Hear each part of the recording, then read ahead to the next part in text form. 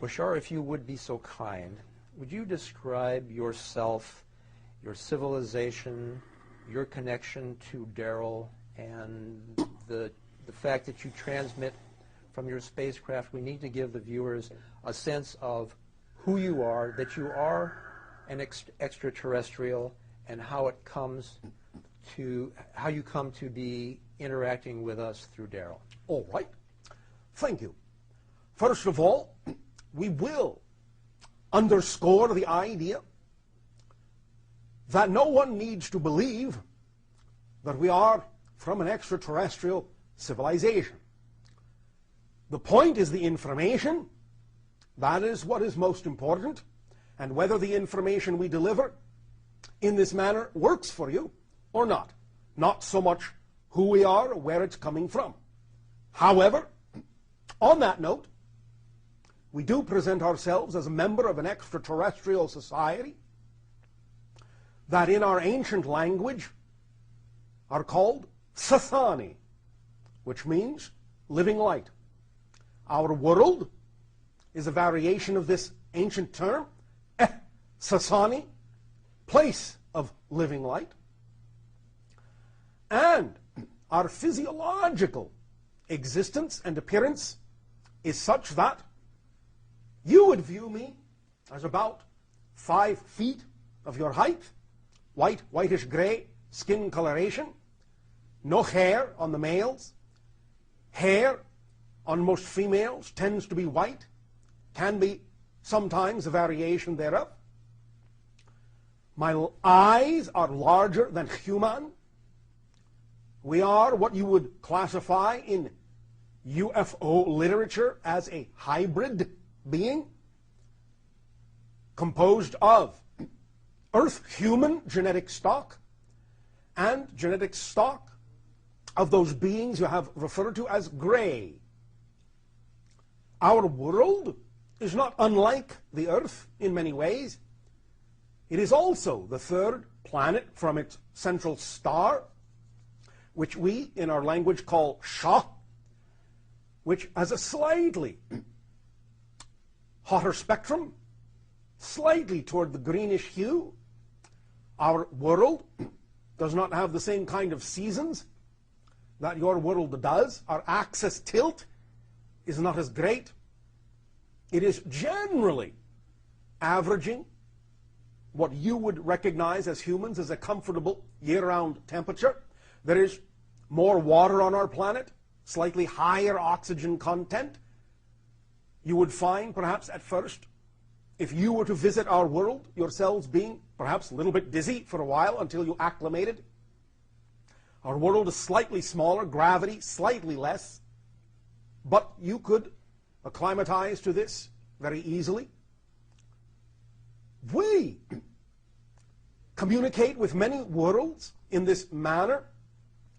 We have found over the course of our experience that in many ways it is beneficial to use biological receivers, biological communicators, what you call mediums or channels, who are sensitive to other frequencies, rather than using technological communication for a variety of reasons.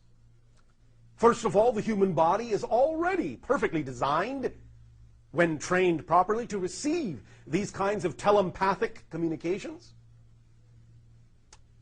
And also because it involves the idea incarnationally that in order for our civilization, being alien to yours, to have enough understanding of your civilization to communicate with you in a manner that makes sense, we often choose as spirits to have lives in those civilizations with whom we will eventually communicate.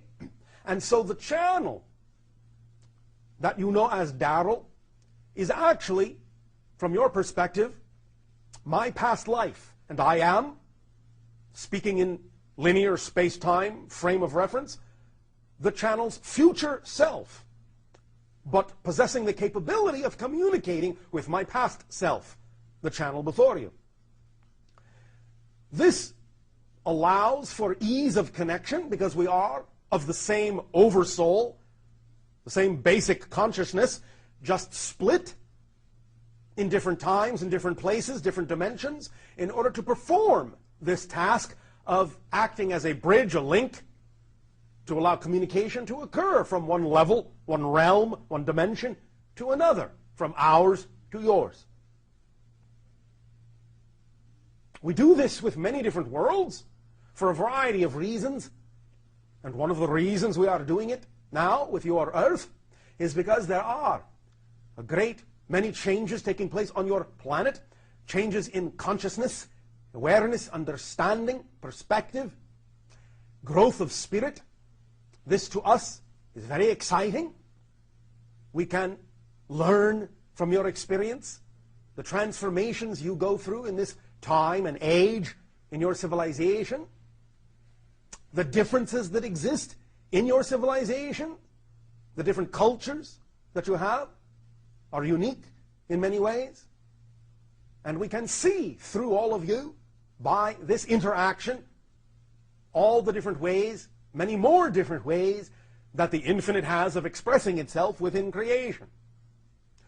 We are thus always overjoyed to interact with other beings, other realms, other worlds, other cultures, other civilizations, such as yours, and to form a mutually beneficial relationship, to share our perspective of what has worked for us in our growth, in our understanding, and to offer these ideas, these perspectives, these points of view to you as a choice to decide whether or not what has worked for us can also work for you. It doesn't have to.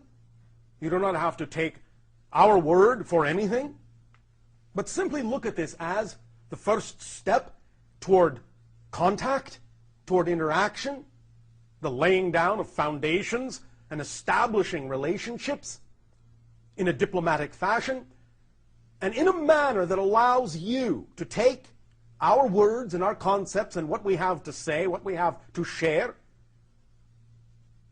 in any way you wish to, so that by our lack of physical presence at this time, you do not have to believe what we say.